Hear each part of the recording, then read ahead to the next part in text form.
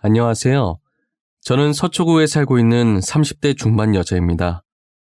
저는 나이에 비해 참 많은 일들을 겪은 것 같아요. 사고로 부모님도 잃고 남자한테 배신도 여러 번 당해봤어요. 그래도 열심히 살아보려고 혼자 아등바등거리며 버티고 있어요. 배신을 여러 번 당해봐서 나름 사람 보는 눈이 괜찮아진 줄 알았는데 꼭 그런 것만은 아니더라고요. 사람 보는 눈은 여전했어요. 그런 사람들만 골라잡는 게 재주인가 싶기도 하고요. 그래도 저는 두 남자 덕분에 세상에 믿을 사람 한 명 없다는 걸 깨닫게 되었습니다. 할 말이 정말 많은데 마땅히 털어놓을 곳이 없어서 이곳에라도 익명의 힘을 빌려 제 이야기를 해보려고 합니다. 저는 고등학생 때 트럭이 부모님 차를 덮치는 바람에 차가 전복되어 한순간에 부모님을 두 분 다 잃게 되었어요. 부모님 차를 덮친 상대는 면허가 취소될 정도로 음주를 한 상태였어요. 그 상황에서 제가 할 수 있는 일은 아무것도 없었어요. 그저 흰 천을 덮고 누워있는 부모님을 보며 장난치지 말라고 제발 눈 떠보라며 하염없이 우는 것. 저는 그거밖에 할 수 없었습니다. 부모님 장례를 마치고 집으로 돌아와 텅 빈 집을 쳐다보았어요. 아무도 없다는 걸 알면서도 괜히 부모님을 불러보았어요. 역시나 제게 돌아오는 답변은 없었습니다. 더 이상 대답해줄 사람이 없다는 걸 믿고 싶지 않았어요. 저는 학업에도 손을 놓고 한동안 멍한 상태로 지냈습니다. 선생님은 그런 저를 보며 안타깝다는 표정을 하고 계셨어요. 지우야, 이제 그만 슬퍼하고 다시 공부해야지. 너 대학교 가고 싶어 했잖아. 선생님이 도와줄게. 선생님, 저는 이제 공부하고 싶지 않아요. 아무리 성적이 좋아도 제게 칭찬해줄 사람이 더 이상 여기에 없어요. 부모님이 이런 모습 보시면 얼마나 속상해 하시겠어. 다시 부모님 만났을 때 혼자서도 이렇게 열심히 잘 살았다고 전해줘야지. 저는 선생님의 진심이 담긴 말씀에 다시 정신을 차리고 학업에 집중할 수 있었어요. 부모님은 돌아가시면서 제게 꽤 많은 재산을 남기고 가셨어요. 그래서 남들이 아르바이트 할 때 저는 힘들지 않게 대학까지 무사히 졸업할 수 있었어요. 가만히 있으면 잡생각만 날 것 같아서 졸업하고 곧바로 취업 준비에 들어갔어요. 다행히 제 성적이 좋았어서 꽤나 높은 연봉을 주는 곳에 단번에 취직했습니다. 아르바이트를 해본 경험이 없어서 그런지 회사 다니면서 상사한테 욕도 많이 먹고 분위기 자체도 되게 삭막했어요. 한 번은 동기들이 시기 질투를 하면서 뒤에서 제 험담을 하는 것도 여러 번 들었고요. 저는 회사 분위기에 적응을 못하고 혼자 다니게 되었어요. 너무 힘들어서 그만둘까 생각하고 있었는데 대리님이 나타나서 이것저것 도와주시더라고요. 지우씨, 표정이 왜 그래요? 일이 잘 안 풀려요? 아니면 부장님한테 혼났나? 아니에요. 그냥 제 자신이 왜 이러나 싶어서요. 이런 일도 제대로 못하는데 앞으로 어떻게 해야 하나 싶고. 난 또 뭐라고? 원래 입사 초반엔 다 힘들죠. 처음부터 잘하는 사람이 어디 있어요? 그렇긴 한데 제가 동기들보다 많이 뒤처지는 느낌이라서요. 열심히 해도 안 되니까 너무 답답해요. 앞으로 힘든 일 있으면 제가 지우씨 옆에서 열심히 도와드릴게요. 그러니까 쓸데없는 걱정은 하지 말고 같이 잘해봐요. 대리님은 나이가 저보다 3살 많았어요. 회사 일로 힘들 때 몰래 도와주고 조언도 아낌없이 해주셨어요. 저는 그렇게 대리님과 가깝게 지내기 시작했습니다. 대리님이 회사 생활로 힘들어하던 제게 먼저 손을 내밀어주고 자기 일처럼 도와주니까 자연스럽게 개인적인 감정으로 점점 마음이 가는 게 아니겠어요. 회식 날이 되자 대리님은 제게 술 안 마시고 싶으면 안 마셔도 된다고 하며 제 옆에 앉아 물과 휴지 등등 이것저것 챙겨주셨어요. 직원들은 그런 모습들을 보고 저희에게 짓궂게 장난을 치기 시작했어요. 대리님, 지금 뭐 하시는 거예요? 저희는 한 번도 챙겨주신 적 없으시잖아요. 맞아요. 요즘 계속 지우씨 옆에만 계시던데 설마 아니죠? 둘이 저희 몰래 뭐 있는 거 아니죠? 에이, 아니에요. 저희 아무것도 없어요. 그냥 제가 힘들어해서 대리님이 도와주시는 것뿐이에요. 있긴 뭐가 있다는 거야. 신입사원이 힘들면 도와주는 게 선배의 기본 매너지. 너네도 나를 좀 보고 배워. 힘들어하는 신입들 챙겨주라고. 대리님은 직원들 장난에 젠틀하게 답해주셨습니다. 회식 때 어색한 분위기엔 게임만 한 게 없다며 게임을 시작했는데요. 평소 저는 게임을 잘 못해서 어김없이 벌칙에 걸리게 되었어요. 제가 술을 마시려고 술잔을 드는데 대리님이 잔을 뺏어 들고 흑기사를 자청했어요. 직원들은 그 모습을 보고 환호를 보내며 소원을 들어줘야 한다고 난리였습니다. 지금 당장 소원이 없는데 이거 혹시 나중에 쓰면 안 되는 건가요? 에이, 대리님 안 돼요. 그 소원권은 오늘 하루 동안만 유효한 거라고요. 지금 빨리 쓰셔야 돼요. 오늘이 지나면 못 써요. 오늘 안에만 쓰면 되는 거죠? 12시 전까지만 쓰면 되는 거잖아. 근데 꼭 이 자리에서 써야 하는 거예요? 밖에서 따로 쓰면 안 되나? 대리님 말에 직원들이 어디서 쓰려고 하냐고 또 한바탕 난리가 났어요. 집 가는 길이 대리님과 제가 같은 방향이라 둘이서 길을 걷고 있었어요. 대리님은 아무 말 없이 걷고 있다가 대뜸 시계를 보더니 아직 12시가 안 지났다며 지금 소원권 써도 되는지 물어봤어요. 제가 그러라고 하자 질문 2개만 하겠다고 하시더라고요. 지우씨, 지금 만나는 사람 있어요? 아니요, 없어요. 혹시 괜찮으면 저랑 만나보실래요? 뭐예요? 설마 대리님 이거 고백이에요? 지금 저한테 고백하신 거 맞아요? 네. 지우씨만 보면 신경 쓰이고 챙겨주고 싶고 그렇더라고요. 그냥 동료라서 그런 건가 했는데 아니었어요. 저 지우씨 진짜 좋아해요. 그렇게 대리님과 저는 좋은 감정으로 만나게 되었어요. 근데 문제는 먼저 남친이 제게 비밀 연애를 하자고 제안하면서부터 시작되었어요. 저도 괜히 회사에 사내 연애한다고 알렸다가 긁어부스럼 만들기 싫어서 알겠다고 했어요. 그렇게 저희의 아슬아슬한 비밀 연애가 시작되었습니다. 사귀는 동안 남친은 돌아가신 저희 부모님의 빈자리를 열심히 메꿔주려고 노력하셨어요. 1년 가까이 연애를 하면서 한결같은 남친의 모습에 당연히 전 더욱 좋아졌고요. 저희는 얼마 지나지 않아 결혼 얘기까지 오가게 되었습니다. 오빠, 우리 이제 나이도 있고 만난 지도 꽤 됐잖아. 그래서 말인데 혹시 나랑 결혼할 생각은 없어? 결혼? 나야 당연히 결혼하고 싶지. 너같이 나한테 잘해주는 여자가 어디 있어? 무슨 소리야. 오빠가 훨씬 더 나한테 잘해주지. 우리 부모님 빈자리도 다 오빠가 채워주고. 그건 당연히 해야 하는 거지. 근데 지우야, 난 너랑 결혼하는 것도 좋은데 동거부터 시작하는 게 좋지 않겠어? 왜? 오빠네 부모님이 나 싫어하셔? 결혼하지 말래? 그런 건 아닌데 연애할 때 죽고 못 살던 사람들도 살아온 환경이 달라서 결국 다시 갈라선 경우들이 많더라고. 그런가? 오빠가 나보다 더 생각이 깊네. 그럼 결혼은 나중에 하고 동거부터 시작하는 걸로 해. 그렇게 저희는 동거 먼저 해보기로 결정했습니다. 남친이 어느 정도 돈을 모아두긴 했지만 집을 살 정도는 아니었어요. 제가 반 정도 보태겠다고 했는데 한사코 거절을 하시더라고요. 어차피 저희 집은 저 혼자 살고 있어서 여기서 동거를 하기 시작했어요. 같이 사니까 제법 신혼부부 같고 좋더라고요. 하지만 이 행복도 그리 길게 가진 않았어요. 동거한 지 3개월 정도 됐을 때쯤 남친이 서서히 데이트도 미루고 약속이 잡혔다며 집에 늦게 들어오기 일쑤였어요.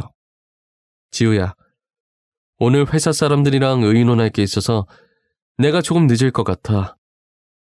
우리 데이트는 오늘 말고 내일 하는 게 어떨까? 중요한 거야? 중요한 거면 어쩔 수 없지. 회사 일이 먼저니까 내가 양보해야지. 진짜 미안해.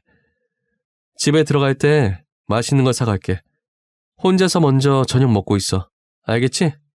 처음엔 저도 한두 번은 믿어줬어요.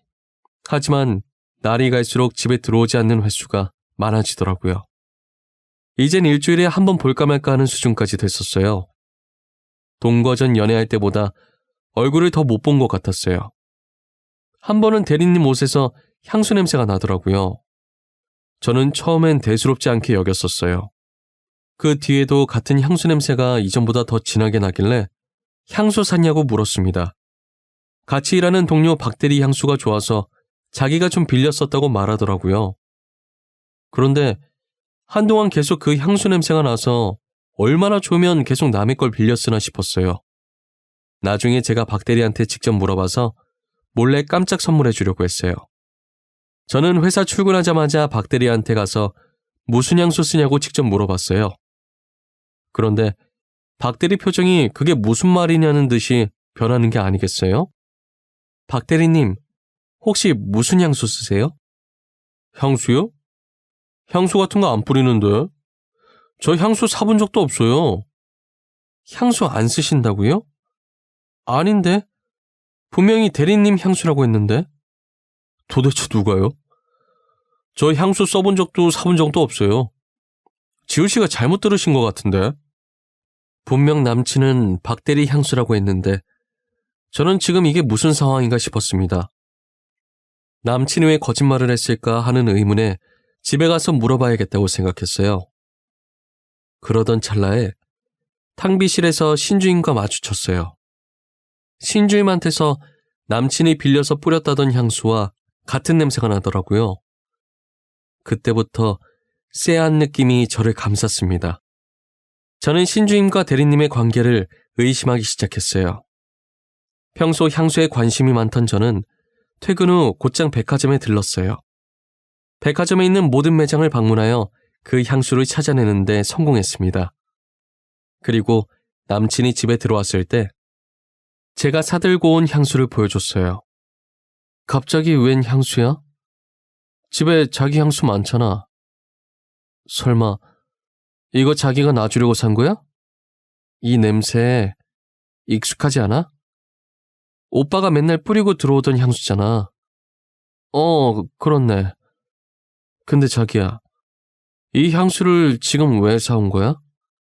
아니, 오빠가 매일 박대리님 거 뿌리고 다니길래 남의 거 그만 뺏어 쓰라고 새로 하나 샀어.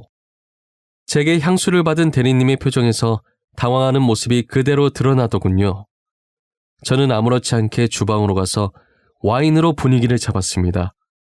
남친에게 와인을 왕창 마시게 해서 깊은 잠에 빠지게 만들었어요.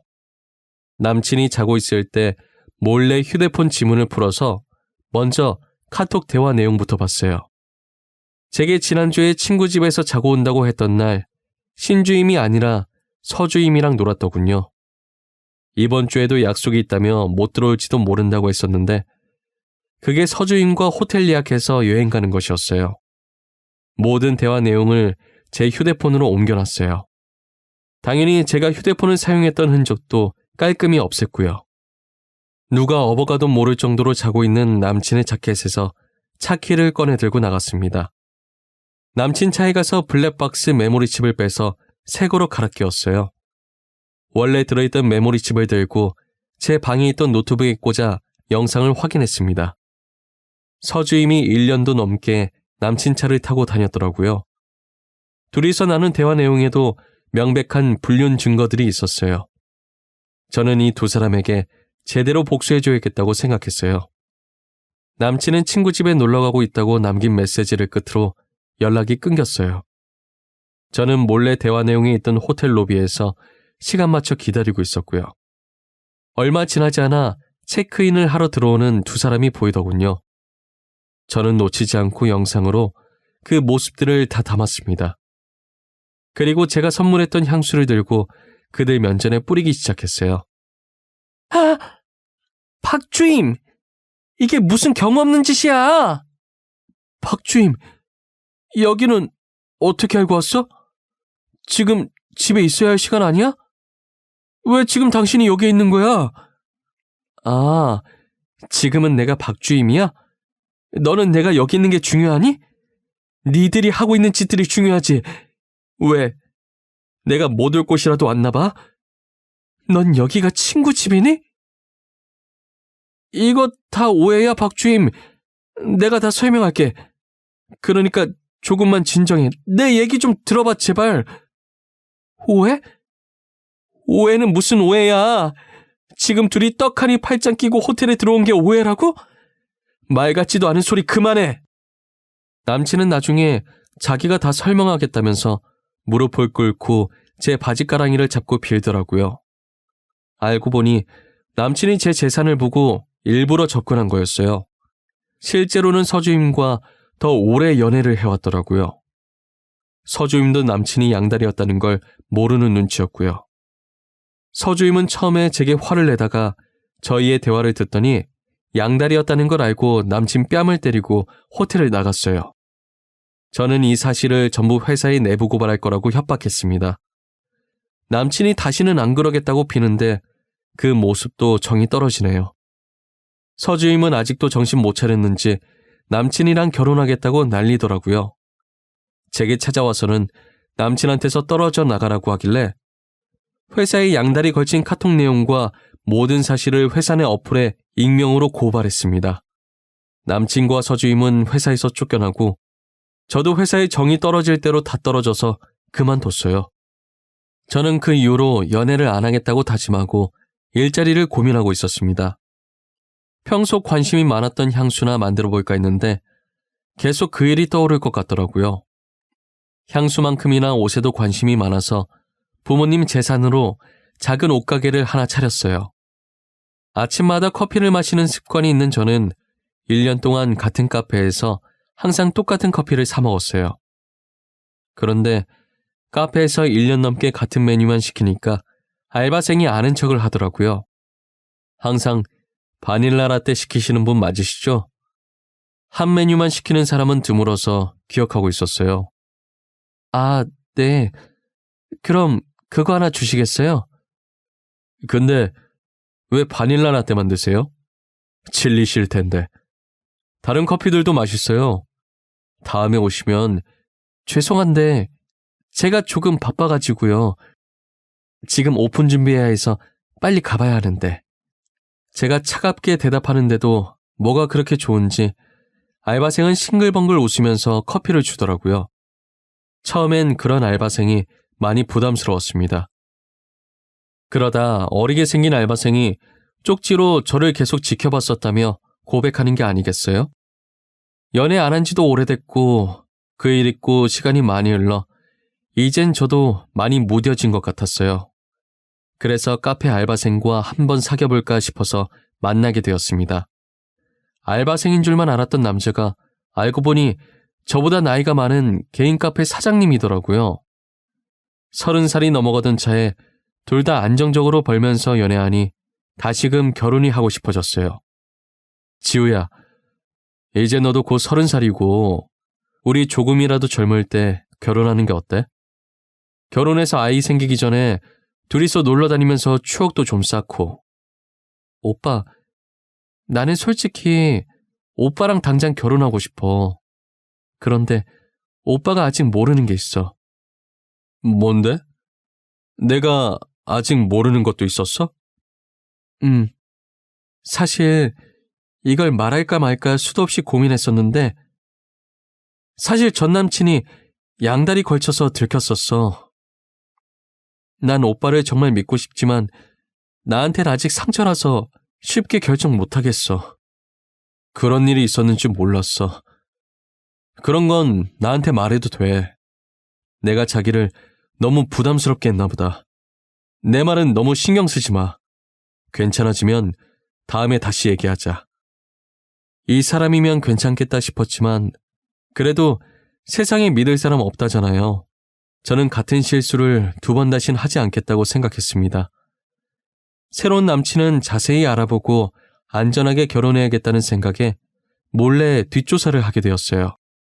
남친은 제게 자기 부모님도 소개시켜주고 자기는 당당하다며 자신의 휴대폰 비밀번호도 알려줬었어요.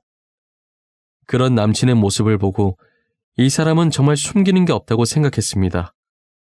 안심하고 제 집에서 동거를 시작했어요. 남친과 반년 정도 동거하면서 여전히 잘해주는 모습에 평생을 같이 해도 되겠다 싶었어요. 그래서 결혼하려고 정식으로 남친 부모님께 인사드리고 갔고요. 속전속결로 드레스 예약하고 결혼 날짜에 식장까지 잡아놨습니다. 결혼 전날 이것저것 준비할 게 많아서 피곤하더라고요. 할 일을 끝내고 나니 졸음이 쏟아져서 저는 일찍 잠들었어요.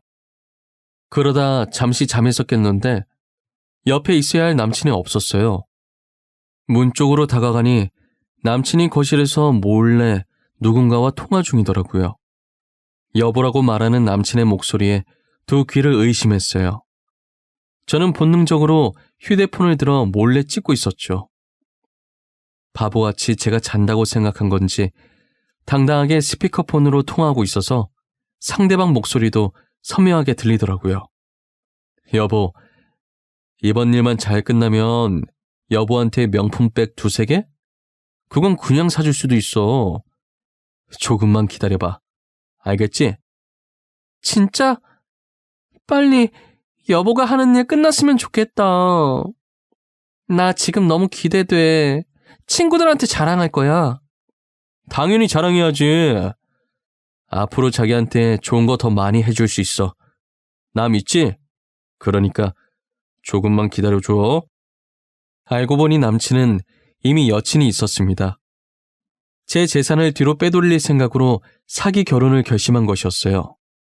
그리고 시어머니와 시아버지도 돈 주고 연기를 부탁한 사람들이었더라고요. 남친은 애초에 제게 사기칠 목적으로 다가온 거였죠. 이 사실을 알고 화가 난 저는 평생 잊지 못할 결혼식을 만들어주겠다고 생각했어요. 모두가 보는 앞에서 망가져가는 남친의 모습을 상상하니 그렇게 짜릿할 수가 없었습니다. 결혼식장에서 남친과 나란히 입장 후 축가 부르는 시간이 다가오고 있었어요.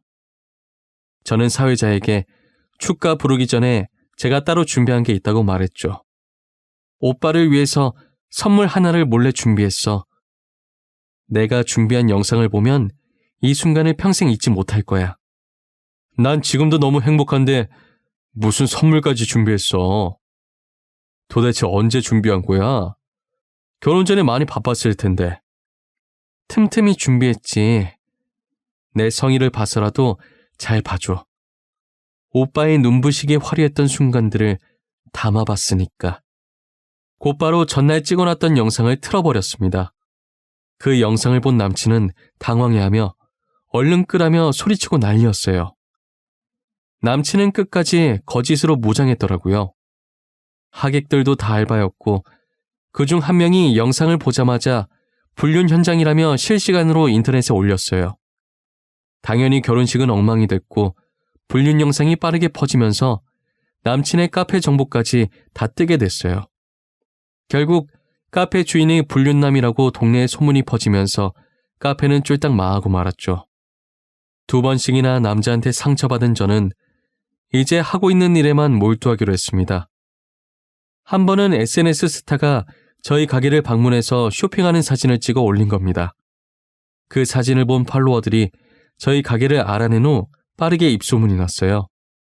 작은 옷가게에서 시작했던 제가 이제 인터넷 쇼핑몰까지 나아가 성공하게 되었습니다. 저는 제 힘으로 열심히 번 돈과 부모님의 재산으로 평생 혼자 살 생각이에요. 그런데 제가 성공했다는 걸 알았는지 첫 번째 전 남친한테 잘 사냐고 연락이 왔었어요. 저와 이혼하고 그닥 잘 사는 것 같지 않더라고요. 지호야, 요즘 너네 가게 SNS에 많이 보이더라.